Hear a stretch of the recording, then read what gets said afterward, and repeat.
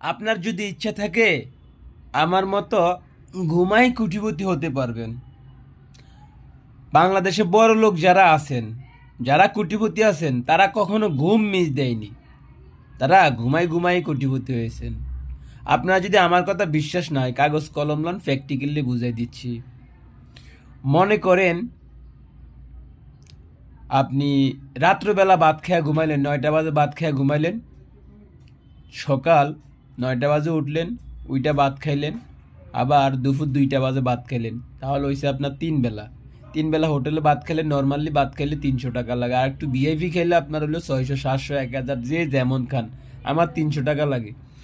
তো মনে করেন আপনি রাত্র 12টা বাজে ঘুমাইলেন, 11টা বাজে ভাত খেয়ে 12টা বাজে ঘুমাইলেন, আবার সকাল 12টা বাজে উঠলেন, গা গোসল দিয়া 1টা বাজে ভাত খাইলেন, আবার রাত্র 12টা বাজে খাইলেন, 11টা বাজে খাইলেন, তাহলে আপনার হয়েছে কত? 2 বেলা।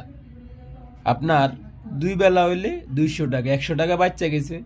100 টাকা যদি বাঁচে, মাসে 3,000 টাকা, বছরে 36,000 টাকা, 5 বছরে 1,80,000 টাকা।